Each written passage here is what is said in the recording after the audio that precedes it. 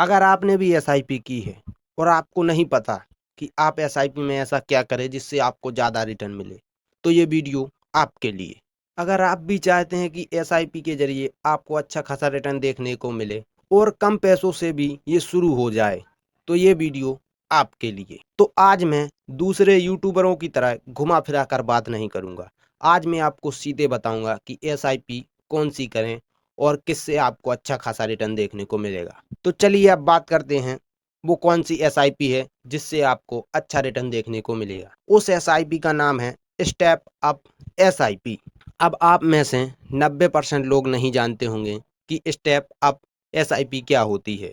अब 90% लोग कम से कम सिंपल एसआईपी करे होंगे, मतलब कि आप लोग सिंपल एसआईपी करके थोड़ा बहुत रिटर्न ले रहे हैं। स्टेप अप एसआईपी करके कई लोग निवेशक जो अच्छा खासा नॉलेज रखे हैं वो अच्छा खासा रिटर्न ले पा रहे हैं। अब कुछ लोग इन्वेस्ट कर कर सोचते हैं कि अच्छा खासा रिटर्न मिलेगा, पर उनको नहीं उतना मिल पाता है क्योंकि वो एसआईपी तो करते हैं पर सही तरीके से नहीं कर पाते। तो आज की वीडियो में हम समझेंगे स्टेप अप एसआईपी क्या है, यह नॉर्मल एसआईपी से क्यों अलग है और आपको कितनी स्टेप अप करनी चाहिए और किन किन लोगों को स्टेप अप एसआईपी करनी चाहिए। तो यदि आपको ये सब समझना है तो वीडियो को अंत तक जरूर देखिए, और यदि आपको ये नॉलेज नहीं चाहिए तो यहीं वीडियो को बंद करिए और चले जाइए, क्योंकि आपने एक भी स्टेप मिस कर दी तो आप स्टेप अप एसआईपी का फायदा नहीं उठा पाएंगे। तो आप समझते हैं सबसे पहले स्टेप अप एसआईपी क्या है। अब स्टेप अप एसआईपी कोई ऐसा नहीं बल्कि उसमें एसआईपी हर साल आप राशि बढ़ाते हैं उसको स्टेप अप एसआईपी कहते हैं। मान लीजिए यदि आप 5,000 रुपये महीने निवेश कर रहे थे एसआईपी में, और यदि आप अगले साल को 5,500 कर देते हैं और अगले साल को 6,000 कर देते हैं और उसके एक साल बाद और 6,500 कर देते हैं, तो इसको आप स्टेप अप एसआईपी बोलते हैं। अब बात करते हैं कुछ लोग सिंपल एसआईपी में क्यों फंस जाते हैं।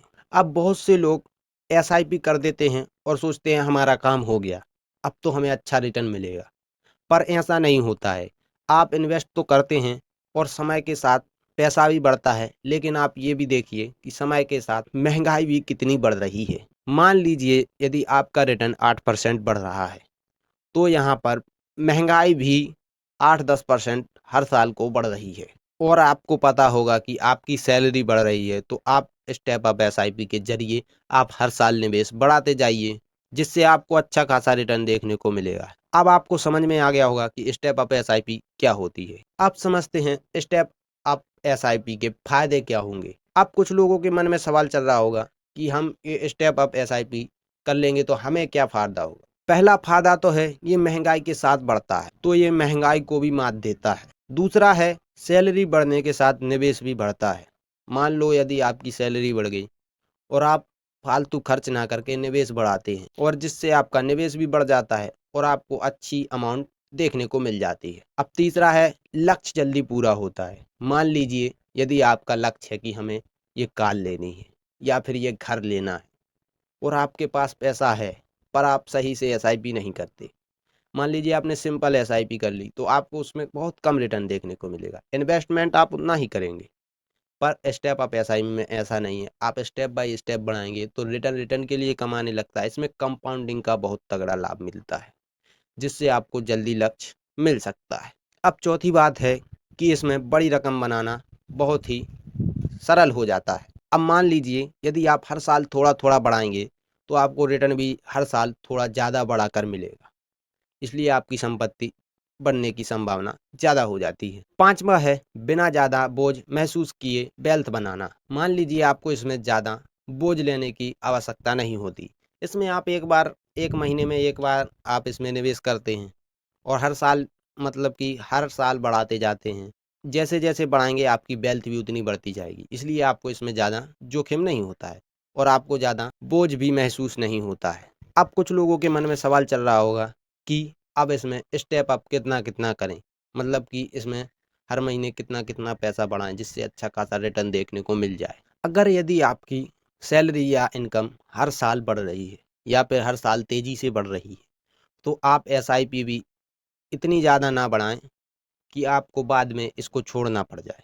आप उतना ही बढ़ाएं जितना आप मतलब कि आपके पास रकम हो और आप उसका यूज कर सकें। इसलिए आपको सिंपल थोड़े थोड़े स्टेप बढ़ाने हैं, ज़्यादा ना बढ़ाएं, क्योंकि आप ज़्यादा बढ़ाएंगे तो आपको जोखिम ज़्यादा हो जाएगा, क्योंकि आपको घर का खर्च भी उठाना है, बच्चों की पढ़ाई और बहुत से ऐसे काम हैं जिनके लिए आपको पैसों की ज़रूरत पड़ेगी। इसलिए आप स्टेप बाय स्टेप थोड़ा ही बढ़ाएं। अब बात करते हैं किन किन लोगों के लिए ये स्टेप अप एसआईपी सही रहेगी। अब जैसे जो लोग नौकरी करते हैं और जिन लोगों की हर साल सैलरी बढ़ती है और जो लोग लॉन्ग टर्म वेल्थ बनाना चाहते हैं, रिटायरमेंट का प्लान कर रहे हों या फिर बच्चों की पढ़ाई के लिए या फिर कोई घर खरीदना चाहते हो, तो स्टेप अप एसआईपी आपके लिए बेहतर हो सकती है। अब किन किन गलतियों से बचना चाहिए जिससे हमें अच्छा रिटर्न देखने को मिल सके। सबसे पहले तो बहुत बड़ी एसआईपी से शुरू करना। आप बहुत ज़्यादा पैसे से शुरू ना करें, कम से ही शुरू करें जिससे आपको बाद में प्रॉब्लम ना देखने को मिले। और दूसरी बात है,